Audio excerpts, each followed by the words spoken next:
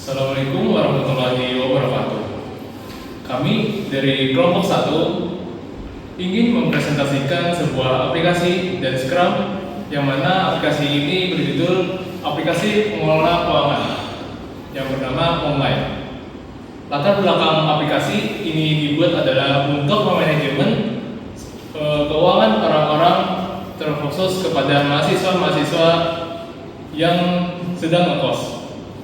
Baik, langsung saja kita ke Scrum-nya. Sebelum kita mulai untuk presentasinya, alangkah baiknya saya akan memperkenalkan diri terlebih dahulu. Nama saya adalah Rahmat Nur Fauzan dari TI 24. Oke, izin masuk perkenalan dulu. Nama saya Muhammad Alvin Fatani. Jadi di sini saya ingin menjelaskan tentang aplikasi pengelola keuangan pribadi. Nah, di aplikasi ini ada namanya pelacakan transaksi. Nah, pelacakan transaksi ini biasanya membantu pengguna mencatat setiap detail pemasukan dan pengeluaran harian dari belanja hingga pembayaran tagihan. Nah, di sini juga ada fitur yang namanya analisis keuangan. Fitur analisis keuangan ini menyediakan laporan visual untuk mengetahui pengeluaran bulanan dan mengevaluasi perilaku boros atau hemat. Nah, dan juga di sini ada juga namanya fitur potensi tabungan. Fitur potensi tabungan ini ialah menghitung sisa-sisa uang yang dapat ditabung setelah semua kebutuhan terpenuhi, mendorong kebiasaan finansial yang sehat. Oke, kami di sini juga ada work breakdown struktur pengembangan aplikasi. Jadi WBS ini adalah peta jalan terstruktur yang membagi proyek besar menjadi tugas-tugas yang lebih kecil dan mudah dikelola. Ini memastikan semua aspek pengembangan mencakup secara sistematis. Yang pertama seperti ada perencanaan proyek, desain aplikasi, pengembangan, penguji testing dan deployment maintenance. Ya, di sini aku mau ngelanjutin dari apa yang dijelaskan dengan rekan saya tadi, Alvin Fatani. Di sini kenalin dulu, nama saya Aditya Febrian. Ingin menjelaskan tentang tahap perencanaan proyek, yaitu menetapkan visi. Jadi di tahap awal ini kita berfokus pada definisi ide dan validasi dulu untuk konsep pasar. Nah, ini adalah fase di mana kita tuh merancang rencana dan visi aplikasi secara menyeluruh gitu. Yang pertama ada tujuan aplikasi, membantu pengguna mencatat pengeluaran, memantau cash flow dan mendorong kebiasaan. Lalu ada identifikasi pengguna, menentukan target audiens, misalkan kayak mahasiswa, pekerja awal atau ibu rumah tangga yang memang rada amburadul gitu untuk perencanaan cash itu. Dari identifikasi pengguna tadi itu tuh tujuannya untuk menyesuaikan fitur dan UI UX agar bisa fleksibel kepada para pengguna yang saya sebutin tadi. Yang selanjutnya ada analisis kompetitor. Nah, di analisis fitur ini kita tuh menganalisis aplikasinya ini jenis yang sudah ada gitu, yang mirip-mirip dengan Moonlight ini.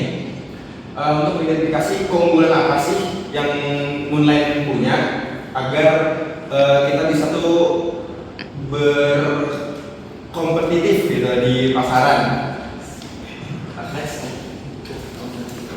Nah, di saat berikutnya ada tahap desain aplikasi cetak biru fungsional. Setelah konsep divalidasi, kita beralih ke perancangan tampilan visual dan struktur internal aplikasi. Kayak ibarat menggambar cetak biru rumah. Jadi yang dimana tadi itu kita menyusun perencanaannya doang, kayak mengatur identifikasinya, terus pasarnya kayak gimana, ke siapa aja. Nah, sekarang kita tuh menentukan nih gimana temanya. Jadi yang pertama ada UI atau UX tampilan gitu. Mendesain skema warna, tata letak, tombol dan juga alur pengalaman pengguna atau user journey yang intuitif dan menarik agar user friendly lah gitu tampilannya.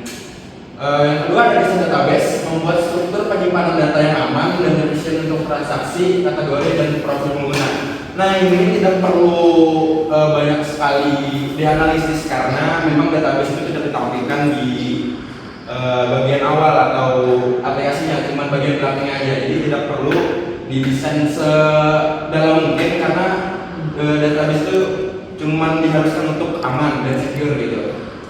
Dan selanjutnya ada arsitektur navigasi, yaitu memastikan pengguna dapat berpindah antar menu yaitu dashboard, input laporan dengan mudah dan logis. Jadi kayak to the point gitu lah, kayak mau kemana gitu. Ini tuh aja. Ya lanjut dengan saya Ahmad Alfianor sini untuk menjelaskan yaitu tahap pengembangan membangun inti aplikasi. Di membangun inti aplikasi ini adalah fase kemudian di mana tim programmer yang memulai merealisasikan desain menggunakan alat kerja seperti Flutter, React Native atau Android Studio. Yang pertama yaitu persiapan lingkungan kerja. Persiapan lingkungan kerja ini menyiapkan ide dan kerangka kerja framework yang akan digunakan untuk coding. Yang kedua yaitu pengembangan autentikasi. Pengembangan autentikasi ini membuat fitur login, registrasi, dan manajemen profil pengguna dengan kenyamanan dan keamanan yang terjamin. Yang ketiga yaitu integrasi fitur utama, mengembangkan modul inti seperti input transaksi, fitur, budgeting, dan koneksi API untuk sinkronisasi data. Yang keempat yaitu laporan visual dan notifikasi, membangun fitur laporan keuangan dalam bentuk grafik dan sistem notifikasi yang sebagai pengingat batas pengeluaran. Implementasi fitur kritis. Nah, di sini fokusnya pengembangan harus pada fungsionalitas yang langsung membacakan masalah pengguna. Nah, di sini ada beberapa poin, yaitu pertama, input transaksi cepat antar muka sederhana untuk menambah pengeluaran atau pemasukan dalam hitungan detik. Yang kedua, yaitu laporan keuangan interaktif, menampilkan data dalam bentuk grafik dan chart yang mudah dipahami atau dibaca untuk pengguna.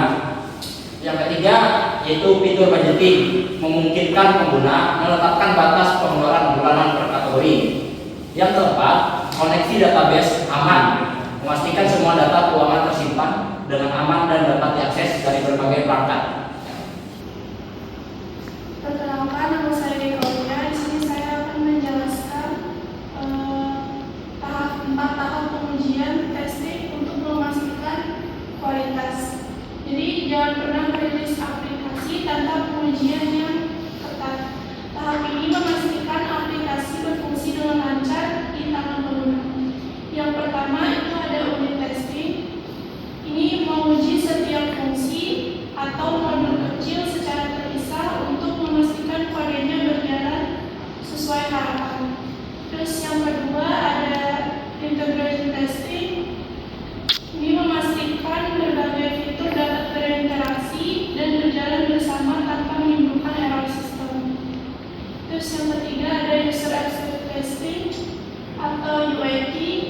Ini uji coba langsung oleh pengguna aktual di lingkungan nyata untuk mendeteksi bug dan masalah pengalaman pengguna UX yang terlewat. Yang keempat ada perbaikan bug, mendokumentasikan dan memperbaiki semua cacat atau kesalahan yang ditemukan selama proses pengujian. Oke, baik. Nama saya Muhammad Albaratna. Saya akan menjelaskan tahap development dan maintenance berkelanjutan. Oke. Nah, setelah aplikasi ini selesai dan diuji, maka itu ikut merilis ke toko aplikasi seperti Google, Apple Store, App Store, dan lain-lain. Untuk selanjutnya dokumentasi dan panduan, menyediakan panduan pengguna, menjelaskan dan mendokumentasi teknis untuk tim internal. Selanjutnya pembaruan berkala, yaitu melakukan update rutin, perbaikan bug dan penambahan fitur baru berdasarkan feedback dari pengguna. Yang terakhir yaitu pemantauan feedback, yaitu aktif memantau ulasan dan saran dari pengguna untuk terus meningkatkan kualitas aplikasi. Dan selanjutnya, sekian dari penjelasan kami. Mohon maaf jika ada kesalahan. Jika ada mau masukan kasih. Assalamualaikum warahmatullahi wabarakatuh. Baik, sekarang saya akan menjelaskan aplikasi yang telah kami buat, yaitu yang bernama Online. Baik, untuk di halaman login itu ada yang namanya masuk dan daftar baru. Jika tidak memiliki akun, maka bisa melakukan daftar baru. Yang mana di sini ada nama lengkap, email, dan password. Jadi setelah diisi, maka akan kita masukkan dan tekan tombol daftar. Jika sudah punya akun, maka kita langsung saja masuk. Yang mana di sana ada email dan juga password. Kita masukkan email dan juga passwordnya. Lalu tekan tombol masuk dan sudah masuk di halaman dashboard. Di sini ada yang namanya saldo total, yaitu pemasukan hari ini dan juga pengeluaran hari ini. Nah, di halaman dashboard ini ada fitur yang namanya menambahkan pemasukan, menambahkan pengeluaran, dan juga untuk melihat history transaksi, dan juga ada budget bulanan. Kita coba untuk menggunakan fitur pemasukan.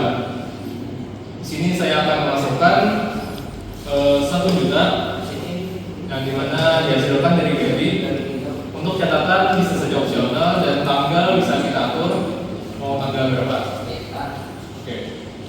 Lalu kita simpan transaksi. Maka di sini sudah tercatat bahwa gaji masuk 1 juta. Lalu bisa saja kita tambahkan pengeluaran, misalnya untuk makan itu sekitar 100.000. Bisa kita atur juga tanggalnya. Lalu bisa kita tambahkan catatan opsional, yaitu makan ayam misalnya. Lalu langsung saja kita simpan transaksi. Maka langsung tercatat bahwa ada pengeluaran, yaitu makanan sebesar 100.000. Nah, untuk pemasukan itu juga bisa ditambahkan melalui tombol plus di sini. Nah, di sini bisa ditambahkan untuk pemasukan dan juga pengeluaran. Nah, lalu lanjut kita ke fitur yang namanya transaksi. Nah, untuk fitur transaksi itu fiturnya sama saja yang sudah saya jelaskan tadi. Yang pertama yaitu sebagai history atau riwayat semua transaksi. Jadi di sini tercatat history baik itu pemasukan ataupun pengeluaran. Dan di sini bisa ada pemasukan dan juga di sini untuk pengeluaran. Baik, lanjut untuk ke fitur budget. Di sini untuk budget itu bisa kita lihat bahwa di sini ada 3.700.000. Jadi ini untuk pengelolaan keuangannya. Di sini untuk seperti makan itu sekitar maksimalnya itu 2 juta, transportasi 1 juta, belanja bulanan itu 1.500.000, dan hiburan 500.000, dan juga tagihan 1 juta. Jadi jika kita melakukan transaksi maka akan tercatat persentasenya. Kita juga bisa menambahkan kategori budgetnya. Misalnya kesehatan yaitu sebesar 3 juta. Dan itu bisa kita patokan juga untuk periodenya, bisa mingguan ataupun bulanan. Kita simpan budget. Dan sini sudah tercatat bahwa ada yang namanya budget bulanan untuk kesehatan, yaitu sebesar 3 juta. Lalu kita ke fitur laporan. Di sini ada fitur ringkasan keuangan kita yang berupa laporan, baik itu mingguan ataupun bulanan. Jadi di sini tercatat sudah bahwa pemasukannya ada 10 juta dan juga pengeluarannya 3 juta. Dan di sini juga terkalkulasi juga bahwa ada selisih bulan ini. Nah, ini untuk grafiknya dan juga ini diagram lingkarannya. Dan juga bisa untuk diekspor laporannya berupa PDF. Lalu, nah ini adalah halaman profil. Di sini kita bisa mengedit profil kita. Misalnya untuk nama adalah saya sendiri, yaitu Rahman. Untuk emailnya saya ketik yaitu Rahman Fauzan dan simpan. Maka terganti. Nah,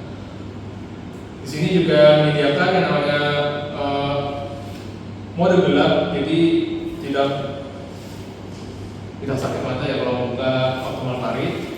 Kalau di sini juga ada notifikasi.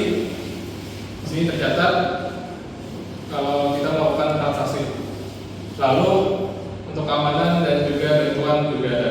Di sini juga ada namanya fitur untuk keluar. Oke.